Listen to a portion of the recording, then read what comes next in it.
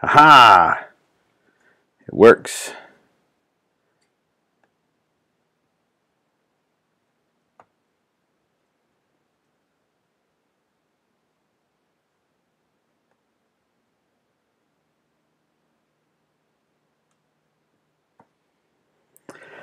Hey Dan, welcome.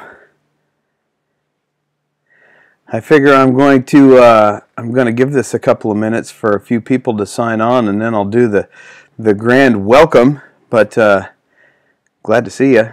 Do me a favor, let me know over there in the chat how the lag is doing, how all the thanks. I thought it was pretty good background. I mean, I got a bitchin' Camaro and Old Glory, by the way. Does this sound all right, guys? Does the is it buffering badly, or is this usable?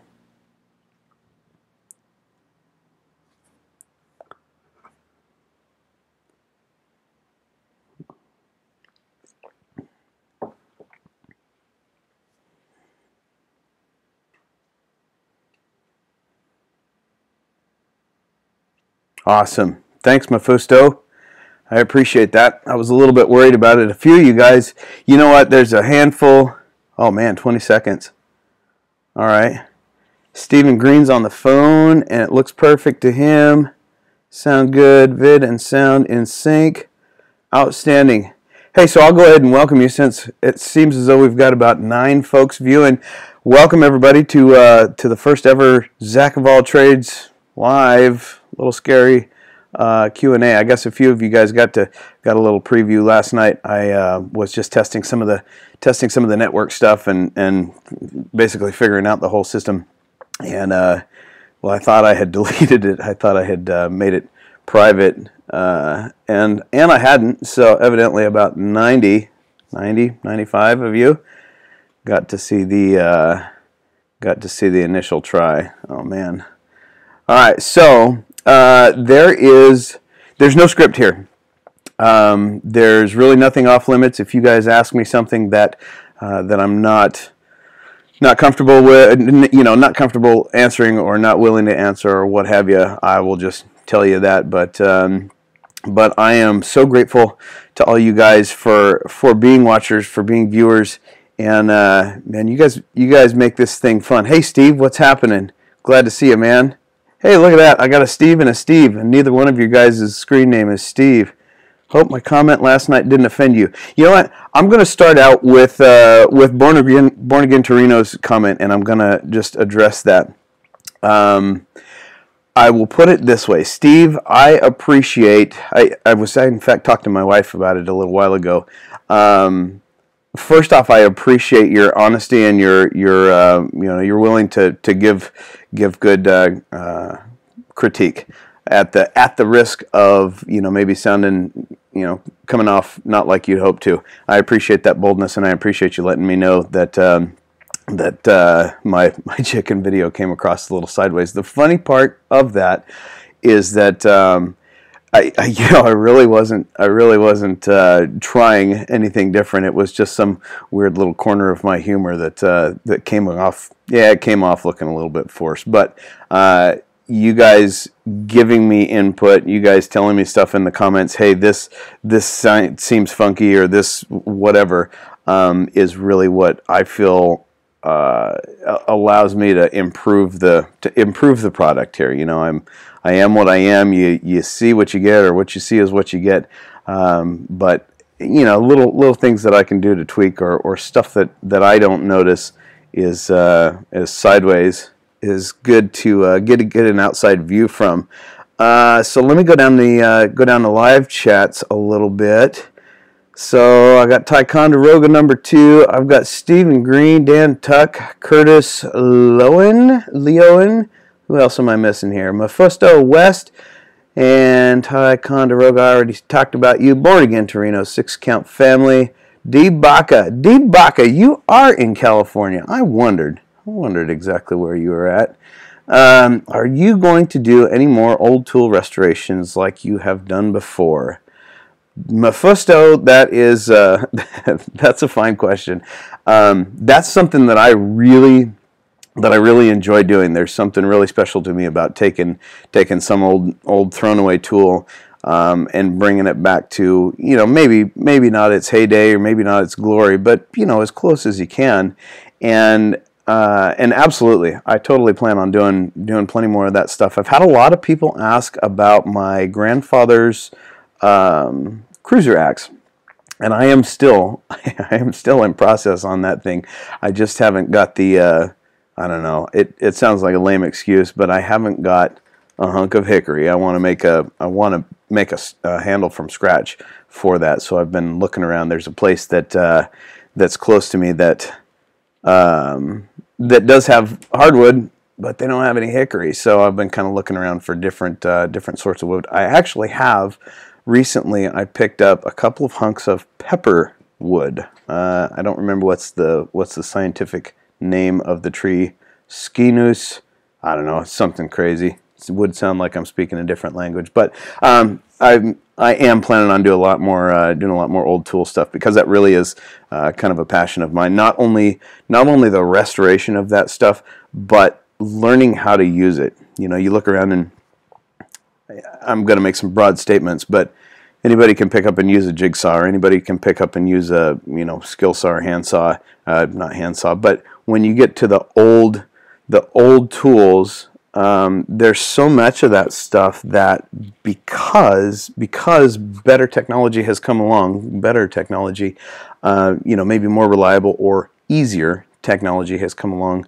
That a lot of us don't know how to use the old hand tool stuff, and I found that being the case for myself, and that was very impactful to me. That I got, I think, whatever saw it was, one of the first old hand saws that I picked up was I tried to use it and I couldn't use it. It was so dull, and I got to thinking about it, and I went, well, I can try to send this saw somewhere and have somebody sharpen it, or I can learn how to sharpen it myself. So now with a file and a saw, I'll always have a saw that will work well. And over time, learning how to use it, you know, I think it's absolutely invaluable. I'll talk a little bit about. Let me hang on a second. Let me stop into the live chat here and see what's going on. See what I've missed. I'm going to do any more tool restoration videos. Yep, talked about that. Curtis is in Canada. That's cool. What's up, eh? One of my closest friends is kind of sort of a Canadian. Well, she claims she claims Canada as her home. So I have a lot of fun going back and forth with the Canada jokes. Much younger without the stash and the old time cap. The stash. Look, guys, this clean face, you're not going to be seeing this for much longer. I have a finite amount of time before the military thing is done, and I will be able to shave when I want to, and that's not going to be very frequently. I don't know exactly how far. I'm not sure exactly how far I'm going to go with the Grizzly Adams thing, but I don't know. I'm going to have some fun with some facial hair, because this is funny. In 6 Count family, I know that you'll understand this to some extent. For 20 years, I've been in the military, and for 20 years, one of the stupid things that I have looked forward to, huge, is not having to shave. I don't know. It's silly, but I'm counting. I actually went back. Gosh, it's been a couple of weeks ago now. I went back and I counted how many shaves I have until I don't have to shave anymore. That's one of the big exciting things to me about getting out of the military. So stand by, hang on, and you're going to see plenty of facial hair adventures, I guess you could say. Let's see what else. Much younger, yeah. So yeah. That it does make quite a bit of a difference in the appearance. I look a lot more like my dad when I have the mustache, and I guess look like somebody else. I guess I look like Zack without the mustache. Love watching those videos, and the table builds are really fun too, both kitchen and workshop. Yeah, that's something that the kitchen thing, that's something that I debated a lot about when I was first kind of starting the channel and figuring out what I was going to do and what I wasn't going to do. You know, you you get the whole manly thing, and then you get some some dude making a pie in the kitchen or something, and it really kind of rolls into kind of my whole outlook on things, and I'll try to do this without stepping on anybody's toes. I had a friend a while back. It's been, I don't know, been a year ago or so, but it really stuck in my mind. Somehow at work we got to talking about cooking, and he made some comment. Well, that's the wife's job, is to do the cooking, and I didn't really reply. I didn't really have much to say because everybody runs their household a little bit differently. But my view on it is, in most of the generations past, yes, that may have been the case. Papa goes out and I don't know, cuts trees or farms whatever, and Mama cooks dinner. One of my things is I like to be as capable as I can, regardless of what it is. Whether it's sharpening a handsaw, whether it's, I don't know, sewing something up. I mean, I haven't done any. I thought that the sewing videos might be crossing the line, but I've got a sewing machine that I break out fairly frequently, to fix stuff. And the point of that being, I don't know, maybe it's a pride thing, but I like to be as capable as I possibly can to fix my own stuff. I don't know, not having to rely on somebody else for your stuff, to fix your stuff. Sometimes you can't help it. And here I go off on a tangent. So I'm gonna try to slow down on a tangent a little bit and see if I can hit some more of your questions here. So Dan Baca, I have not added a source of calcium just yet, but I am about to. I have been collecting eggshells for the last, I don't know, like a year. We were planning on getting chickens, and I know that my mom used to always put the old used eggshells in the blender and sprinkle it in with the chicken's food. So I do have a whole pickle jar of ground up eggshells. Stephen Green is in the UK sipping a cup of tea. Well, Stephen, here's to you, my friend. I'm sipping a cuppa also, maybe a different cuppa. Mine's a little colder. At any rate, where did your skills start? Family, self-taught. Okay, so that's a good question, and something that really is at the, I don't know, kind of at the heart of what I do. I grew up on a ranch, on a farm, however you want to call it, and like most of the I grew up on a farm stories, we didn't have a lot of money. Money wasn't something that, I mean, it might grow on trees, but it certainly wasn't the trees that we had, and so I have two really big influences, three really, in that realm. My stepdad could fix, I say could and can fix anything, whether it be the hay cutter or the truck or whatever. And I grew up watching that, and I grew up maybe subconsciously wanting to mimic that. And it was just a, I don't know, it was just the mentality. If it breaks, you fix it, and sometimes you can't fix it without throwing money at it or buying parts, and sometimes you can't fix it at all. You throw it away, or you don't throw it away. You take it apart for the useful parts that are still in it, and then you have boxes of extra parts. So that was kind of that, and one of the old the preacher at the church where I grew up, I remember distinctly one day he talked about his father, and he was an old man. He's been gone for a number of years, and I think he lived to be 100 or something like that. So he talked about his father, and it was a family pride thing. It was I'll paraphrase. It was, you're a Haynes. If you can't fix it, you don't need it. That's what it meant to him to be a Haynes. That's what it meant to be part of that family, was that if you can't fix it, if you can't figure out how to fix it, then you don't need to have it. And that was one of the other things that really has always stuck in my head. And so I've really tried to emulate that, and it's, I don't know, people talk about, well, you could have bought a new one for, for half the money that you spent on fixing it, or the time. That's what a lot of people will say. Well, it took you 6 hours, and offline. What happened? Live. Start that Camaro up. All right, so my stream just went offline, and it now says that I'm back. Am I back? Okay. Sweet. Freaked me out there for a minute. Anyway, so yeah, that's kind of at the heart of what I do, and it boils down to being able to do things for yourself. Not that not that I have to do things for myself, but I want to be very good at doing things for myself if I ever have to. It's practicing for if you ever have to, and you can take it to whatever corner you want to. EMP or nuclear war, whatever. It might not have to be that. If my truck is broke down and I'm in a place, where for whatever reason I can't get a ride to town or I can't go to town, can I fix it?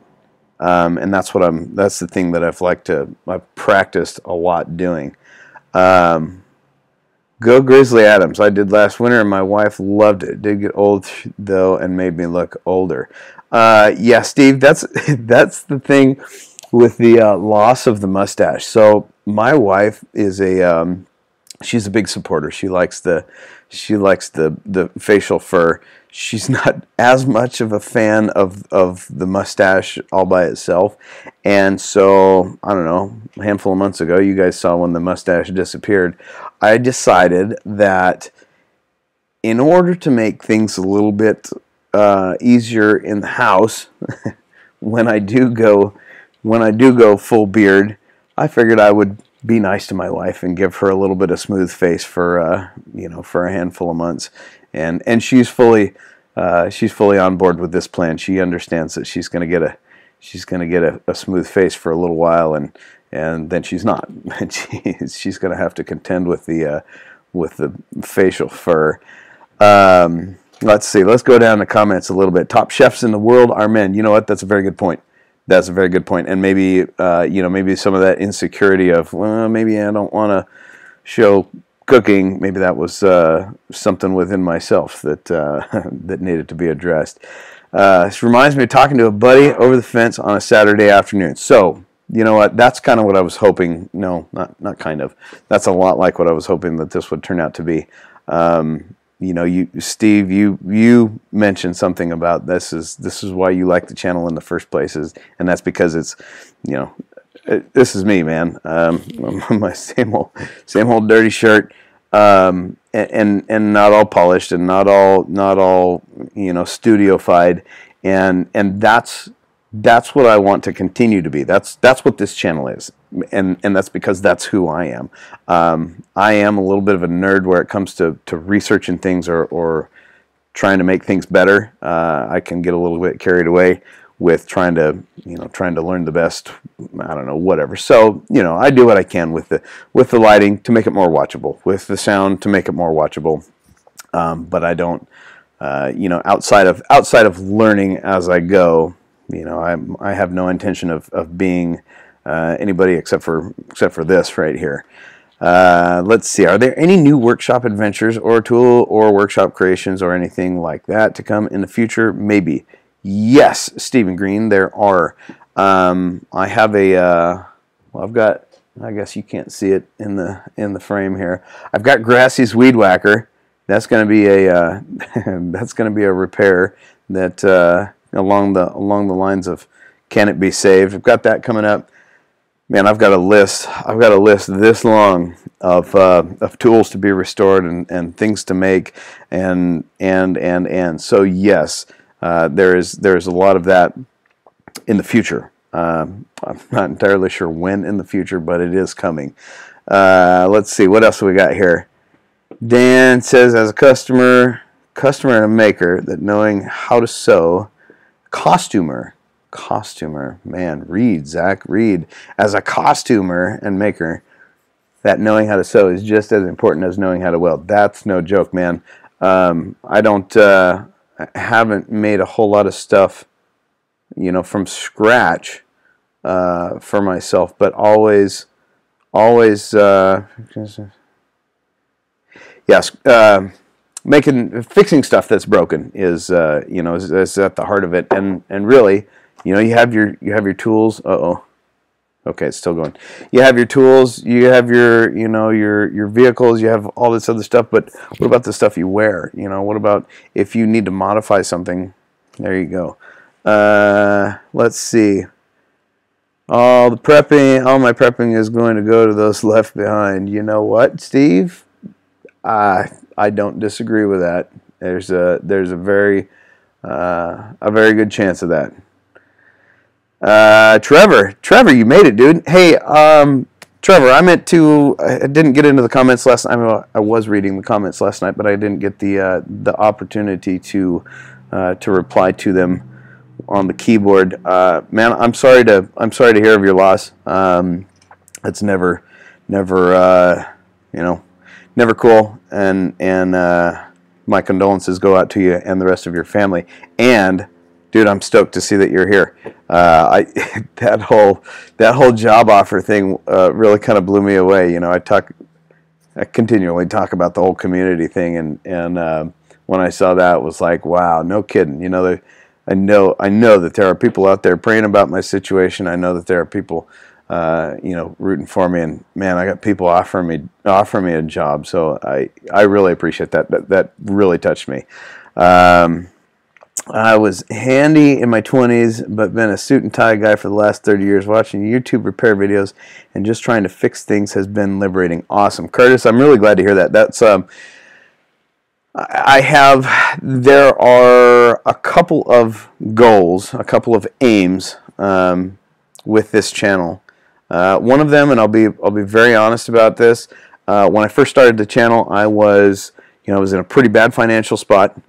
And skinny. I won't say pretty bad. I've been in pretty bad financial spots, and it wasn't a pretty bad one, but I was in a skinny financial spot. I didn't want to spend any more time away from my family, getting a second, third, fourth job, whatever.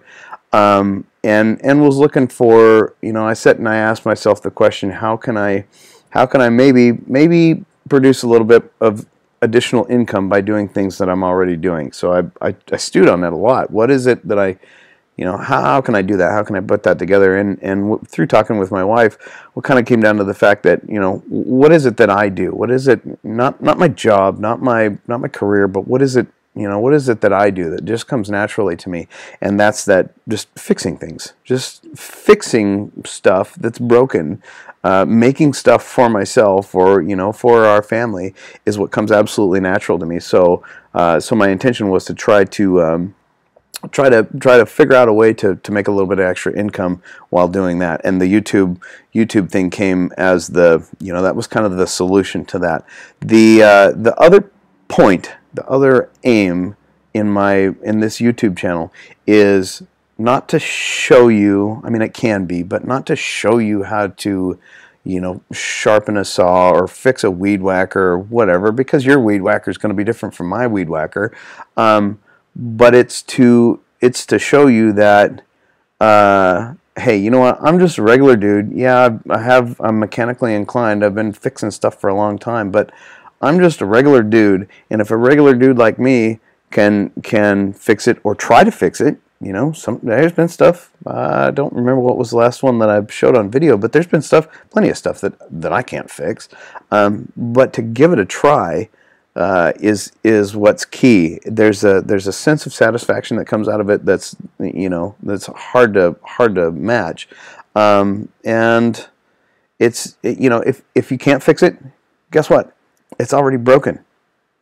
What have you lost? Maybe you've lost some of your time, but I bet you it wasn't lost because you learned something, something mechanical, whether it was something specific about that thing or a mechanical principle or something like that while you're taking it apart. And that goes in here, and okay, go ahead and throw that dead weed whacker away and call it a day. But now you're a little bit more equipped for the next thing that breaks. So that's where was I going with that? Yeah, so that was in reply to Curtis, and I really am glad to hear that that my goofing around in the garage has been inspiring to you. Get ready for the beard itch in your chest. Drove me crazy. Really, beard itching your chest? I never thought about that. You know, I've always had facial hair. Like even when I was in high school, I was looking back over my what was it? I guess it was my senior yearbook today, and I always had a goatee or something like that. But I've never had a full on however you want to call it, beehive beard or whatever. Beard balm and conditioner for the missus. Nicely done, Mr. Baca. I will put that in my bag of tricks. What did I see? Did I just see Mark Barchi? Hey, what's up, Mark Barchi? I've always found that learning how to do something on my own has always saved money and created a sense of pride in my work. Props to you, Zack, always trying things on your own. Yeah, Mark, I'm glad to see you, man. I look forward to seeing you again real soon. But yeah, there's a I don't know, a sense of accomplishment in knowing that whenever you use that thing, hey, I fixed that, or I fabricated a new part to replace the part that was broken, and every time that thing starts up or does its thing, you have that satisfaction. And conversely, sometimes when it works for another 45 minutes and then it grenades on you, you have a pretty good idea of why it grenaded too. That can always be fun. Trevor, what's your new job? Well, let's see. I've thought about this a lot. How to approach this? What's my new job? My new job is exactly the same as my old job, only I'm doing my new job as a contractor. Through years of we'll just say years of networking. By the time that I was getting ready to, well, by now, recently when I was getting ready to leave the job that I was at, through some channels, there was a contractor position opened doing the same thing. This is something that I cannot be particularly specific about, just because I can't. But my job is I'm a load master. I'm a load master on a C-130. It's the coolest job. I tell people frequently whenever we get talking about jobs, I'm the happiest guy in my job that I know. Besides the other guys, my buddies that are doing the same thing.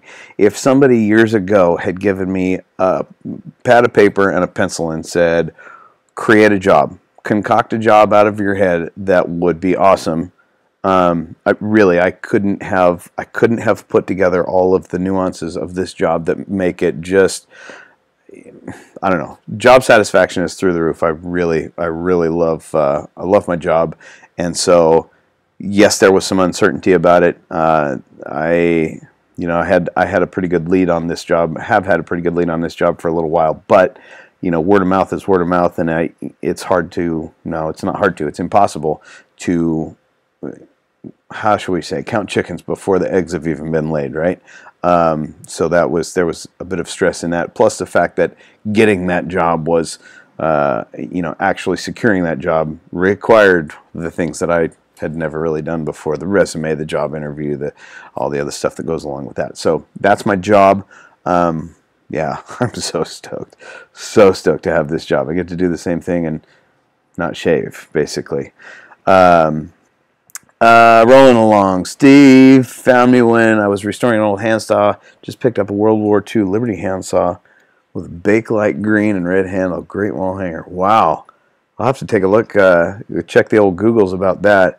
Bakelite green and red handle.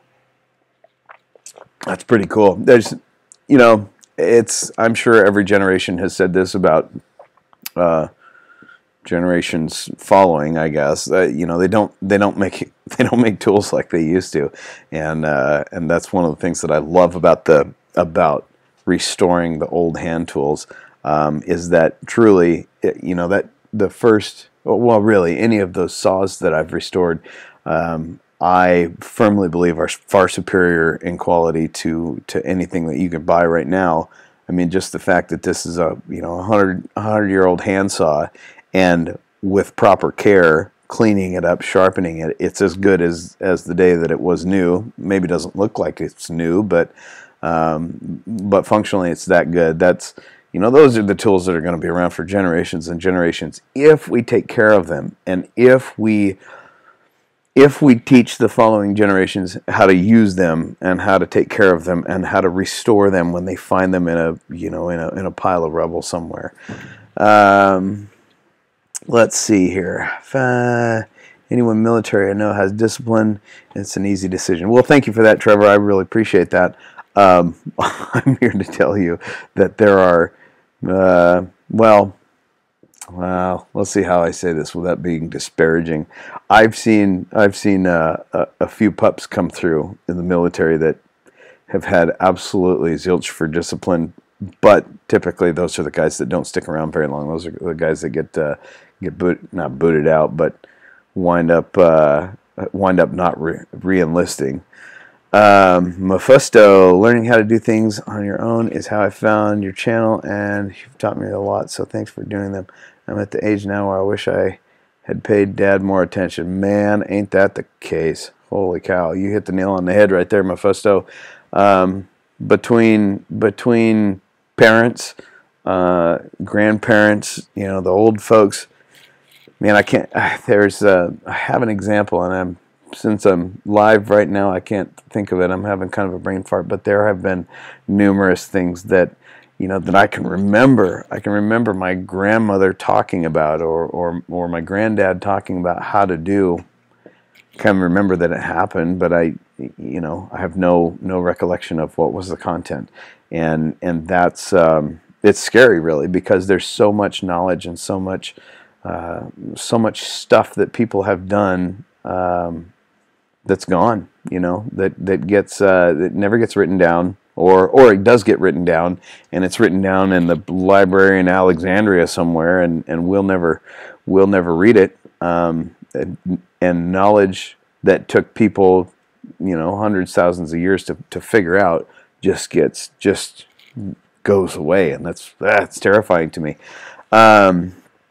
Let's see, Hefbolt, Ticonderoga, man, I'm glad you were around, and we're gonna do this again sometime. I don't know how soon it'll be, but this is pretty cool. This is going really well. I like this. So thanks for stopping by, Ticonderoga number 2. Blessings back to you, brother. Have a good time being a dad. Love to see you use a 3D printer, dude.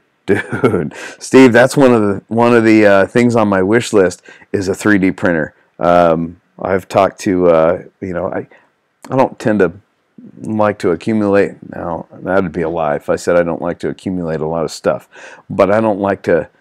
Well, I'm cheap. I don't like to spend a lot of money on accumulating a lot of stuff, and so there's not much really for the YouTube thing specifically that I really feel like I have on my wish list, so to speak. But a 3D printer is number 1 on the list, and a drone is also number 1 on the list.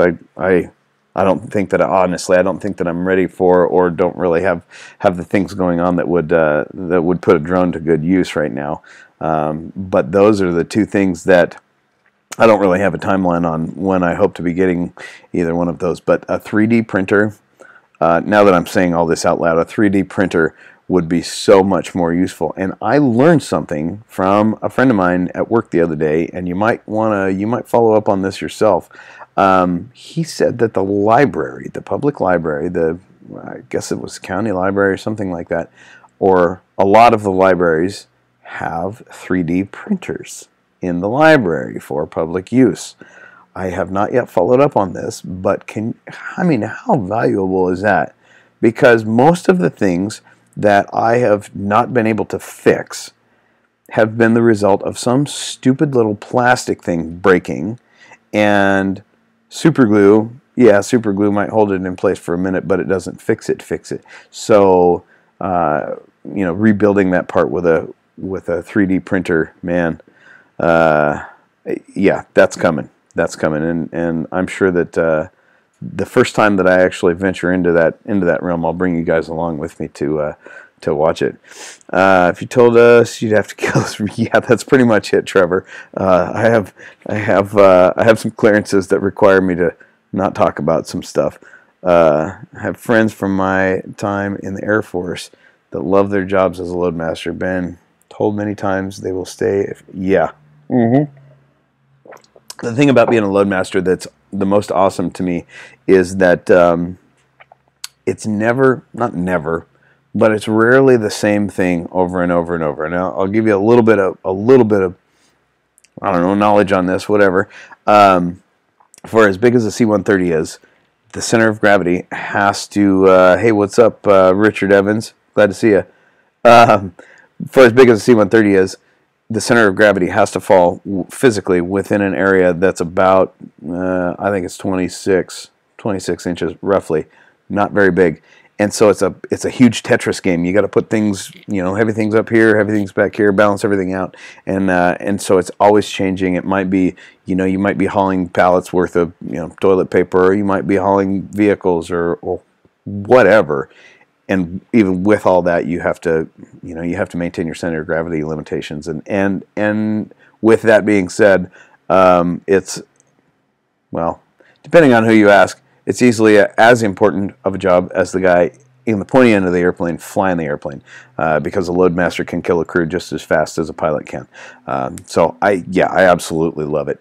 Let me roll down here. Blackjack, what's up, Blackjack? Mephisto. D-Buck, I hate to break it off, but I have to pick up a paycheck for the previous show. Man, go pick up that paycheck, Dan. We'll do this again. We'll do this again sometime. Thanks for stopping by, Dan. I really appreciate it.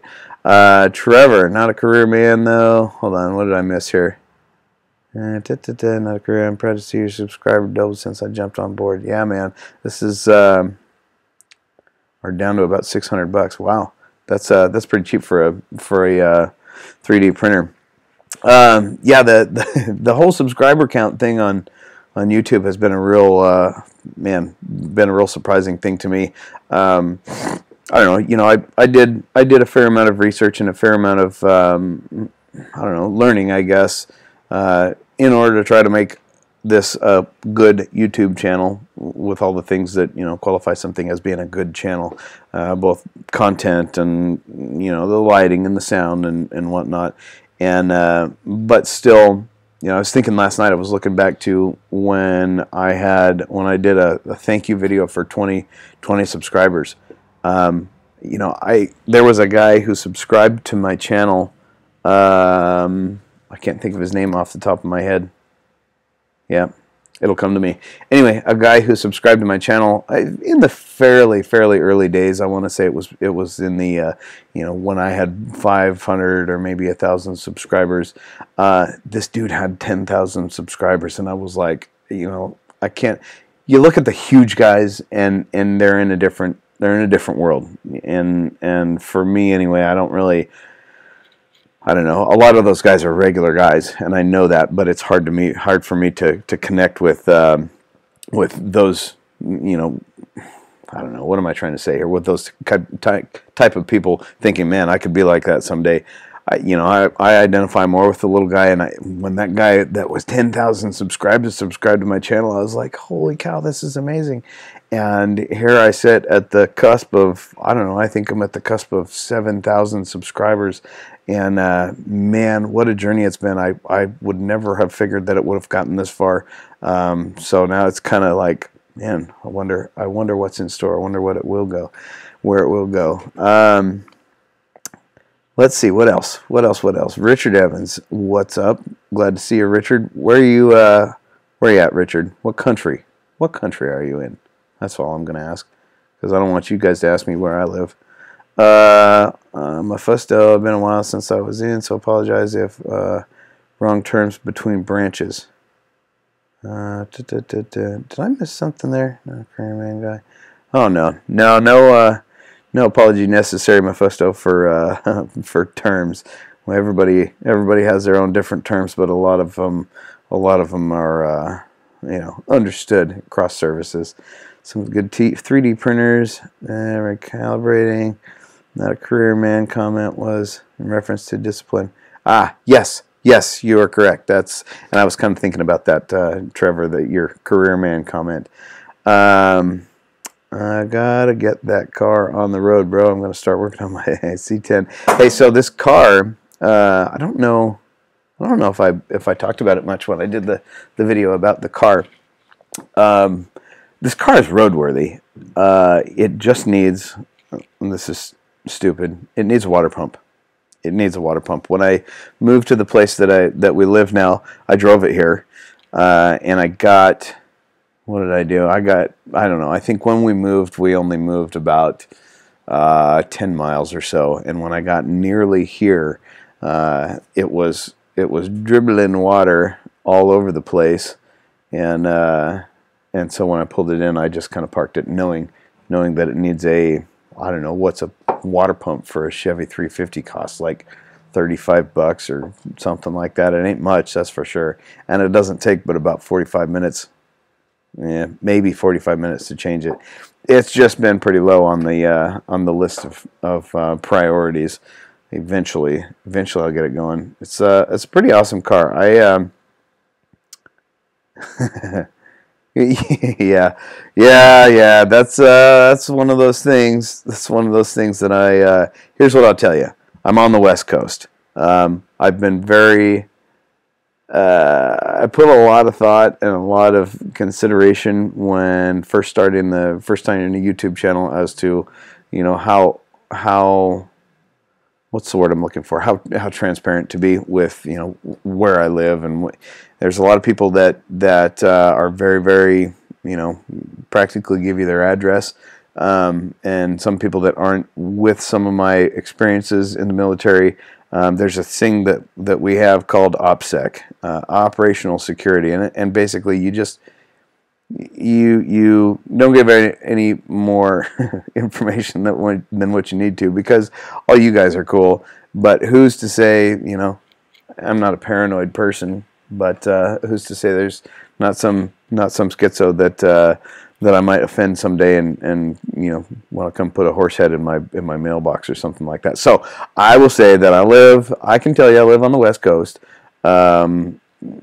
Yeah, and you can kind of tell probably which quadrant of the West Coast as you look around at the vegetation that I have around my place.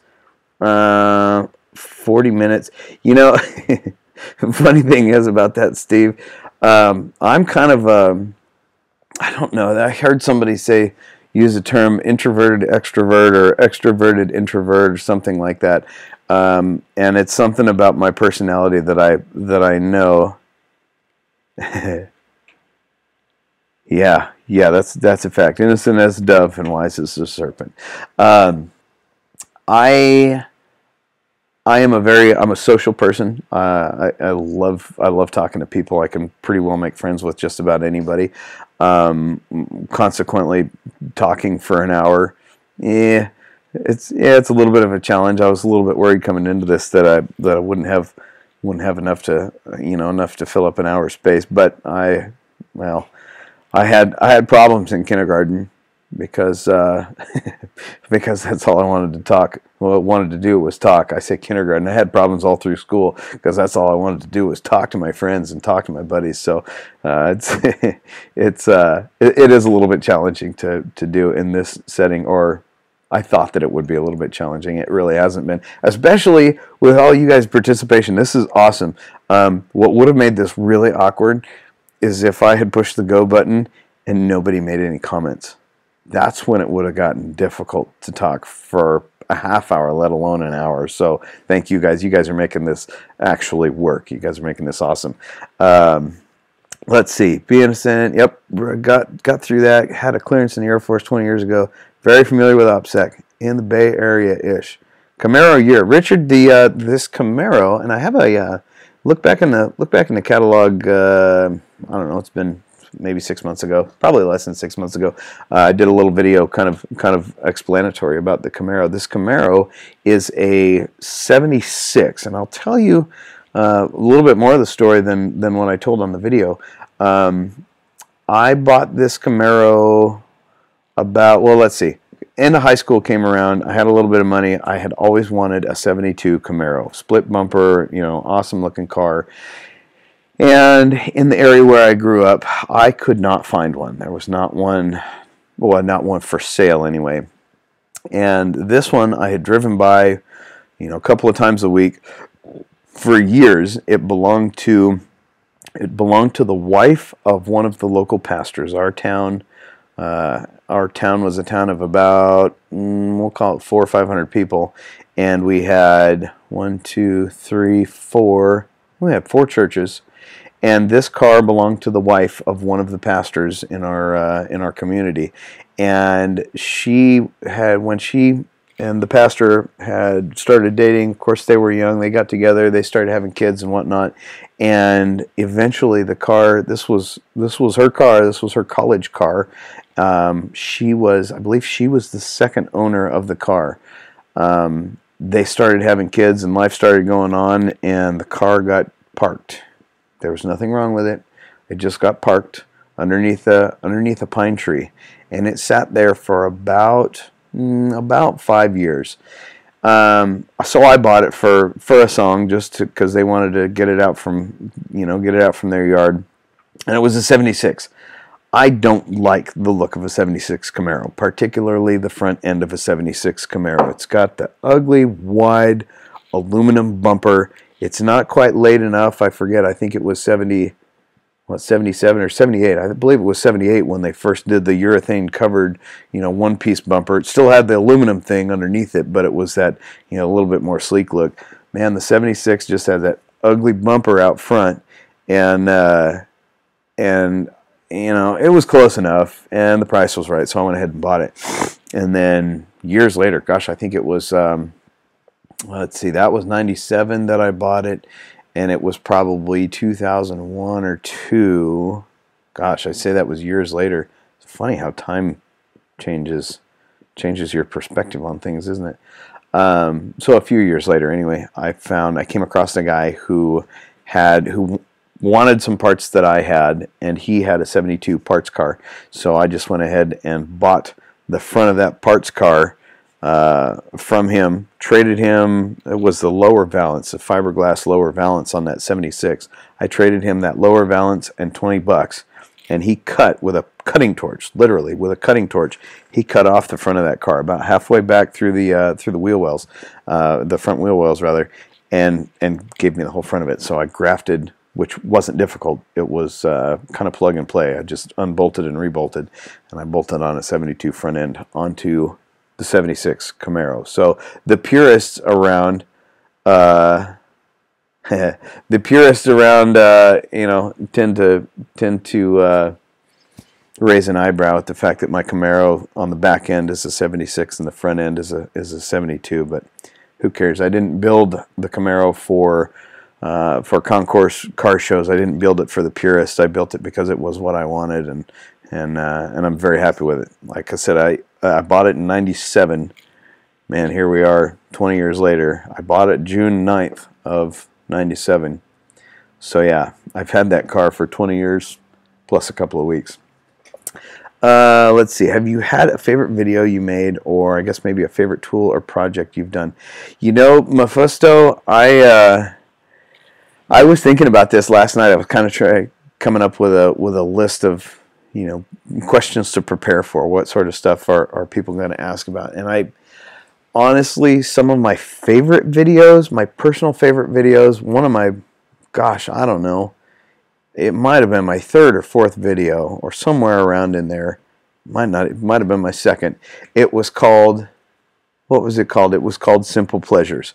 And it was a video of my now nearly 4-year-old son running through the house, running to meet me to go start up the truck. That was our daily routine. Is he'd come with me, and I'd throw him in the seat, and he'd count to 3, and when he got to 3, I'd start the truck, and that was the big joy of the day. That's one of my favorites. A little bit later on, he swallowed a penny or a dime or something, and so I had to search him with a metal detector just to confirm that he had not yet passed that coin. Some of those are some of my favorites. I don't know, I haven't lost any joy in the more recent videos, but there was kind of I don't know, an innocent naivety about some of my earlier videos that was, I don't know if they were more fun. I don't think I could say they were more fun, but just kind of strikes me as special stuff. So go back and look about how to open a bottle of wine with a boot. That was a fun one. Yeah, I've had a lot of fun making a lot of these videos. Some of them have been a little bit more drudgery, but I've really, that's part of why I feel compelled, I guess, to maintain this connection with you guys, to maintain this community. It's this video thing, the making the videos and the community that it creates is a lot of fun to me. It really is. I get a lot of how do you say, like a lot of energy. It refreshes me. All those, it is certainly work. Some of them more work than others. Think about stopping making Starsky and Hutch Grand Torinos and making Bandit Trans Ams. I've always liked the Camaro Firebird bodies in those years. Yeah, you know what, Steve? I saw, actually, I think it was today, I saw online somewhere, I saw a new Smokey and the Bandit Trans Am that was pretty wicked looking. I think that'd be pretty cool. And I think that I don't think, I know that you absolutely have the skill set to do that. That'd be pretty cool. That'd be something different. Give you a little bit more, a little bit of variety in your life. You get good at doing that decal on the hood, maybe. Personally, I never liked those body styles. I have buddies rebuilt 77. I love the car personally. Major. Oh, a Mopar guy. Mephisto's a Mopar guy. All right, that's all right. We like Mopar guys around here too. There's some pretty sweet Mopars out there. I had a shop teacher. My shop teacher was a big inspiration to me when I was a kid. I say kid, yeah, kid, high school. This guy had a 70 and a half. 70 and a half. I believe it was a 70 and a half Challenger. Was plum crazy purple. He had bought it as a basket case and replaced or fixed every, concourse restoration. Had 446 back in it, shaker hood, awesome cars. That's one of those cars that goes into my stash of what are the most awesome cars out there. I got nothing against Mopar. Not a Ford, Chevy, or Mopar guy. I'm an everything guy. Each company made some good cars and some stinkers. That's a fact, Jack. There were some uglies out there. I have what was I was just looking at something the other day. Oh, and I'm sorry. I hope, Steve, this isn't offensive to you, but like the what was it? The mid 70s, maybe early 70s, mid 70s Mustang. Like the ugly, not the cool Mach 1s, but the ugly Mach 1s or the Mach 2 with the extended nose on them. I always looked at that and went, what were they thinking? Let's see here. What else we got? Love all cars. My favorite car will always be the Camaro 68, 69. I'll just love it. It is so beautiful. Yeah, you know what? They did a fantastic job with the design. I mean, that was an absolute knock it out of the Mustang too. Knock it out of the park when they made the first generation Camaros. That was there's just something that never gets old about that look. It's a really cool look. Recently I had to get rid of my 67 D200. Love that truck. That's cool. Favorite car. My dream truck is a Bob Deuce and a half. Oh man. You know what? There is one that's local here. If I think of it, Trevor, next time I see it, I'll snap a picture of it for you. There is, I believe it's bobbed. Awesome truck. And the guy has it painted up nice. He drives it just as his daily driver. I always see that thing and go, man, that's something to be able to drive that for, drive that for a daily driver. The F1 Shitty. Yeah, I'm enjoying the F1 Shitty. I'm not sure that I'm quite picking up what you're throwing down there, Trevor. Maybe you could expound upon that. The Mustang too. That's it. Yeah, that's the other thing I was thinking about when I was talking about that. That's not the thing I was thinking. The Mustang too. My buddy, my best friend in high school, had a Mustang too, and we always called it the Pinto because, well, really, it was the same as a hatchback Pinto of that era. But there was the other one. There was a Mach. I think it was Mach 1, Mach 2 maybe. That you had to remove the fenders in order to change the spark plugs. I never did it myself, but I had somebody who had firsthand knowledge told me about that. I thought, man, that's ridiculous. Yeah, I think you're right about the Torino being a bastard stepchild. Never really liked Ford because my dad drove them, but it just dawned on me that I've been driving Ford trucks since 1987. Yep. Sometimes, man. Sometimes you just get into that rut and you don't even realize it. Sorry. Maybe won't call it a rut. I don't know why, but I like the Econoline truck from the 60s, I think. And also the Dodge truck. It may be my favorite old truck post 50s. Yeah, there was a lot of cool old trucks back then. And honestly, a lot of them that back in the day, I would have looked at and thought, gross. My stepdad had, I don't know whatever happened to it. He had an old Dodge Power Wagon. I couldn't even tell you what year it was. It had to have been, I don't know, probably late 50s. I think late 50s or so. And I always thought, man, what a piece of junk. But now I look back at it, at the memory of it, and think, man, that would have been a cool truck. Gotcha. Yeah, the F1 shitty. The Nova 2, that was a real hit, wasn't it? I do have a question, but everyone else too. Me and the missus want to buy a good, decent American pickup. Anyone or even you have any ideas, advice for us in the UK? We just love them. Am I gay? Good grief, man. No, I'm not gay. Are you? Crikey.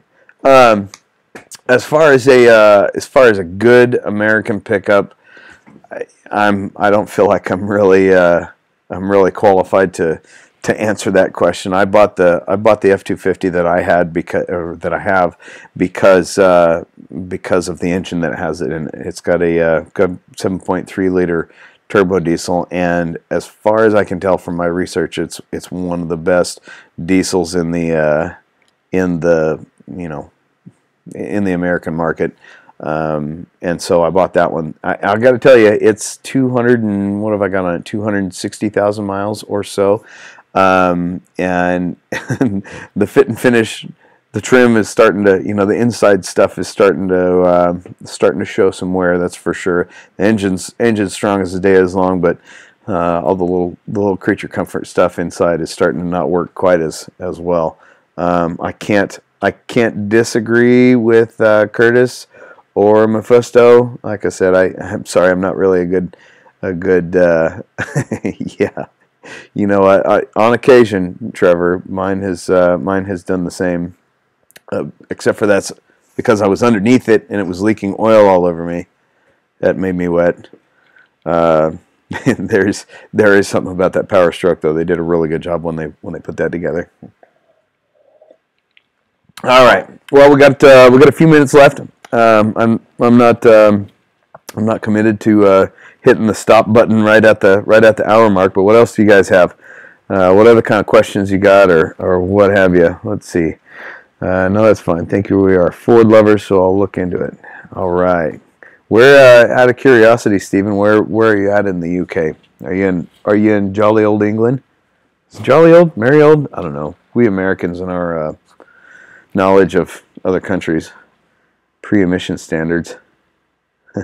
Yeah, new stuff sucks. I drove behind something that I've noticed in the last, I don't know, gosh, it's been 2 weeks here where I live with emissions, and I think it has to be emissions stuff with big rigs.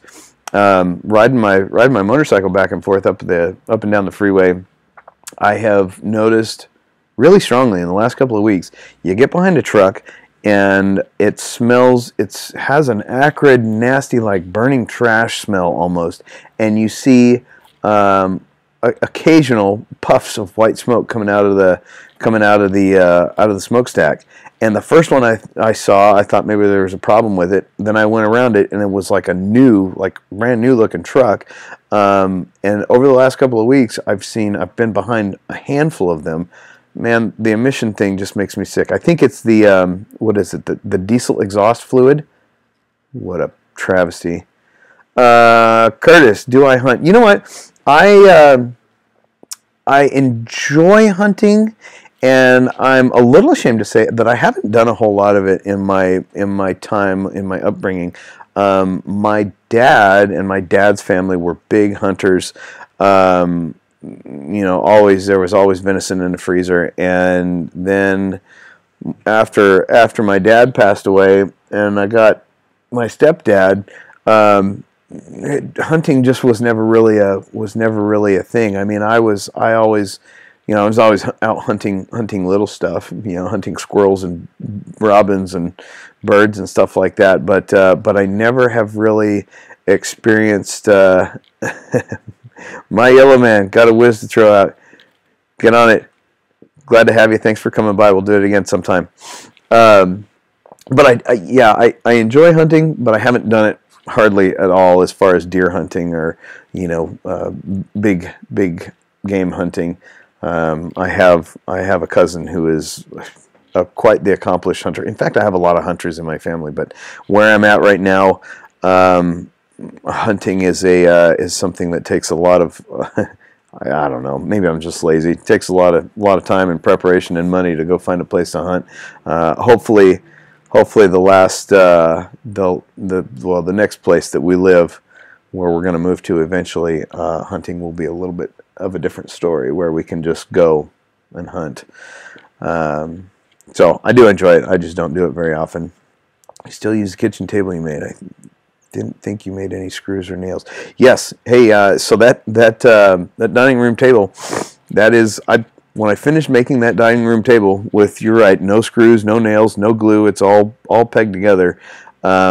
I brought it into the house, and we gave away the other table that we have. So that is the table that we use, that we eat at every evening. There are some things that if I had it to do over again, which I very well may sometime in the future, I would probably do a little bit different, starting with the fact that, I don't know if you noticed or not, or if you caught it in the video, the lumber that I used was construction grade. Construction grade 2x6s from Lowe's. Naughty as all get out. Something that I should have known better, I've been working with wood in one capacity or another for most of my life, was that when it was heavy, I noticed that it was very heavy wood when I brought it into the garage and started working it. That's because it was wet. And as I brought it inside, I spent all that time joining the edges of it so it would be, smooth and seamless.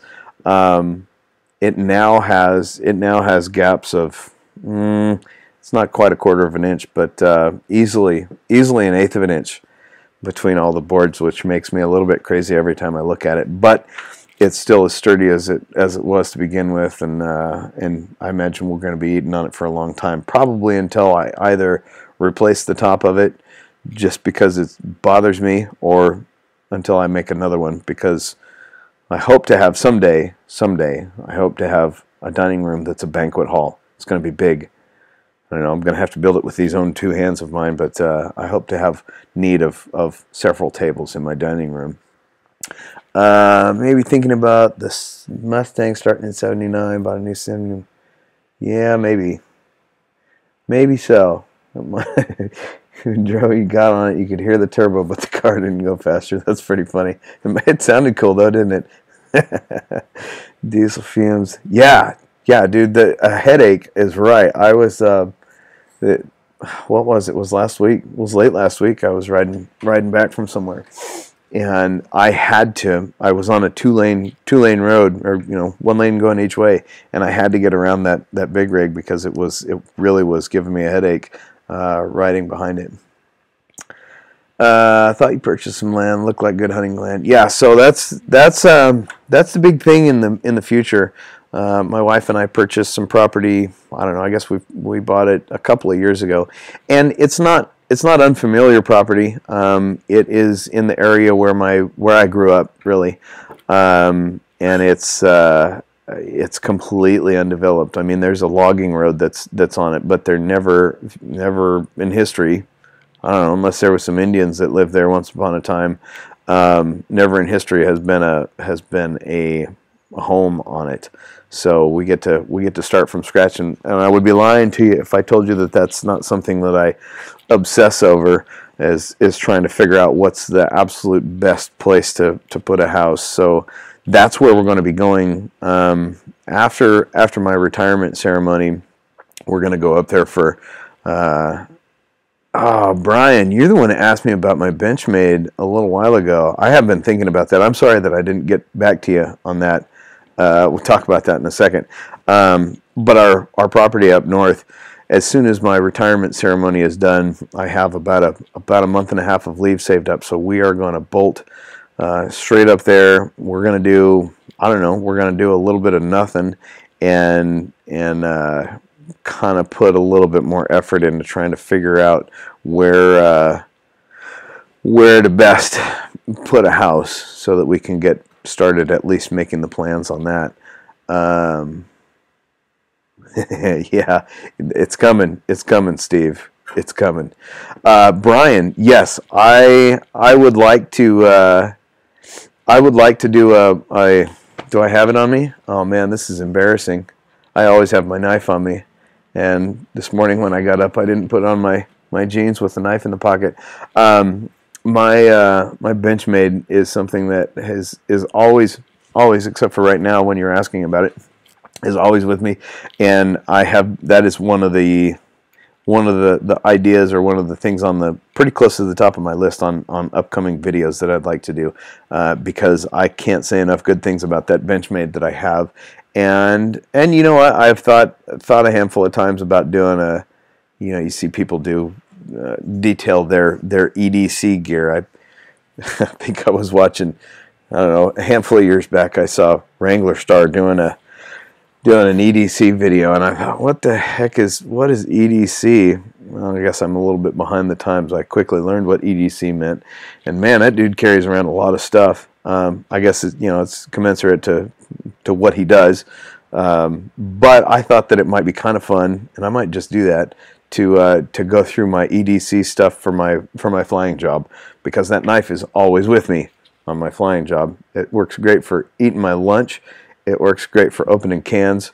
Yeah. And you know what? Just so you're not forced to wait for the whole story. I actually got that knife. I think I've had it for, I don't know, it probably hasn't been 10 years.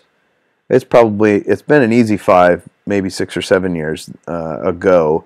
I hauled some Marines from one place to another on our cargo plane, and I don't know, I think it was the next day or something. These guys, they got off the plane and they piled onto a bus and they, went off to wherever they were going. Of course, in a foreign country where you can't just pick up a cell phone and say, hey, you left something.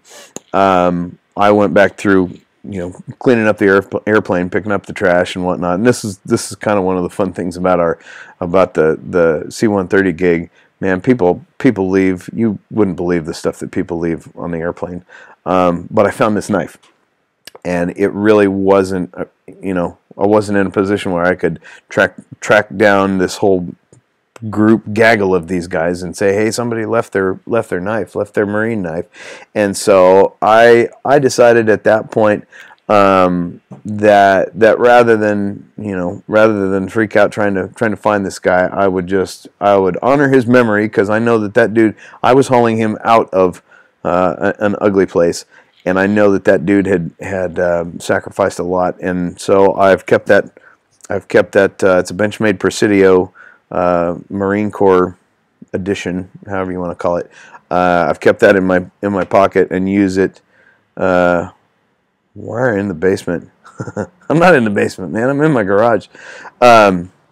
So I've always kept that knife in my pocket, and I've not as a a display item. It's the knife that I use day in and day out, and it's as smooth today as it was when I first got it. Operates really nicely. A great series would be watching you make your prepper compound on your land. Yeah, it's as I mentioned, that's coming to some extent. And the off-grid thing is something that the off-grid thing is something that off-grid thing is something that I'd like to look into, partially because, and I don't have a good figure on this, depending upon where we put our house on our property, bringing electricity from where the power line is all the way in can get astronomically expensive. And if you look at it, like I said, I don't know exactly where we're going to put our house yet, but depending on where we do put it, it might be just as cost effective to go straight solar, to go off grid.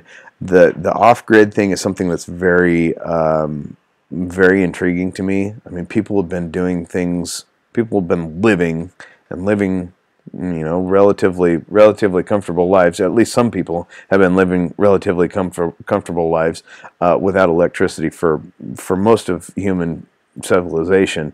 So why not? Why can't we? So I've been looking at a lot of the silly little projects of ram pumps. Man, ram pumps. I got a ram pump I've been working on, or little micro hydro power things and stuff like that. Because I really don't want to step back into the Victorian age where everything has got to be powered by a lamp or something like that. So there will very likely be some off-grid type of stuff coming up. I sent your video to Wrangler Star on how to use square cut. You know what, Trevor? I made that video. When I made that video about making square cuts, I made it with Wrangler Star in mind. I had been, I was in the same boat as him, and I had been trying to figure out how do you do that. I had tried the whole thing where you put a triangle square on the top of the wood and cut down it. Well, then you just wind up cutting along the square, and you dull the edges of your saw blade and whatnot. And that method just kind of occurred to me, so I tried it a handful of times to make sure that it was repeatable, and that I wasn't just talking out of the side of my neck. And so that's funny that you say that you sent that to Wrangler Star, because I think I did also, to be honest with you. Any suggestions for some hand tools that are most necessary when just starting to get tools for working with wood? I don't have many yet and would just like guidance where to start. First things first, a hand saw. You almost can't do woodworking without a handsaw. Let me think. What else would I totally recommend? You got to have a handsaw. You got to have a square of one sort or another. I like the little combination square where you can slide the ruler out and use it just as a ruler. You can get a 45-degree angle off of that. You can get a 90-degree angle off of that. What else? You're gonna need a hammer. I'm just kind of looking at my wall over here. I'd start with those few items. The stuff that you see in every little kid toolkit: a hammer, a saw, screwdriver, depending upon what sort of woodworking you're doing. Chisels, I like. It was kind of a I don't know. It was a real boon to me when I finally got a set of chisels that were decent.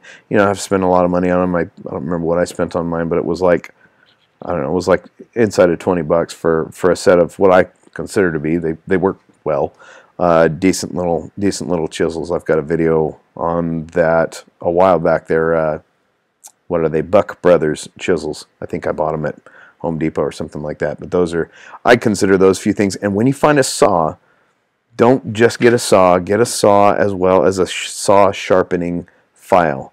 They call it a 6-sided file. It looks like a triangle, and it's a pretty small. I think it's only, I don't know. I think mine is only 8 or 10 inches long. And learn how to use it. You can look at my videos to learn how to use it. I've done it a handful of times, or a couple of times anyway. Go check out Paul Sellers' videos for learning how to sharpen saws. Do it, do it, do it. Watch mine. That'd be great. I'd love if you watch mine. But before you watch mine, go watch Paul Sellers, and then you'll be able to watch mine and go, okay, here's where he messed up. All right, so I want to step back real quick. Oh boy said, why are you in the basement? Then oh boy said, why are you in the garage? Because I said I'm in the garage. Check out. I'm in the garage because this is where I do my thing.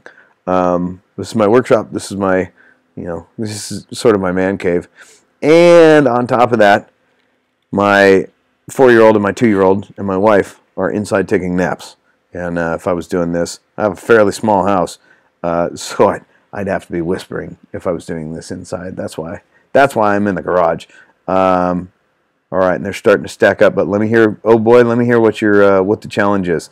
We'll hit some of these other comments, and then once your challenge shows up, we'll investigate that. Sunelect.com. Trevor, I'll check that out. Was a lady in a small Florida town. It was off grid. The city got mad. I'm going to condemn her house unless she hooked up. She ended up hooking up. Yeah, you know what? That kind of stuff is pretty aggravating to me, and that's part of why we're moving to a place that's remote. We'll just say remote, and the county. The county is not intrusive. The local government is not intrusive.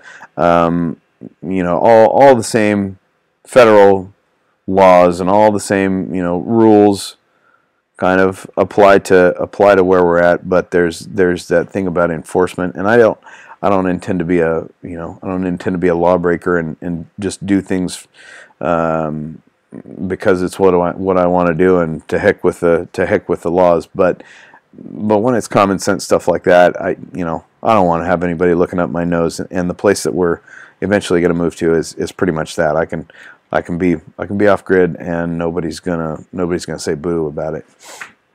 Gotta go. It's dinner time. Thanks for hanging out. Hey man, I'm glad that you wow, easy for me to say. I'm glad that you came and hung out for a while, Trevor. I'm glad that you could make it for a little while anyhow. And again, condolences to your family. Thanks for giving me a starting point. And yeah, I would watch the Chisels video.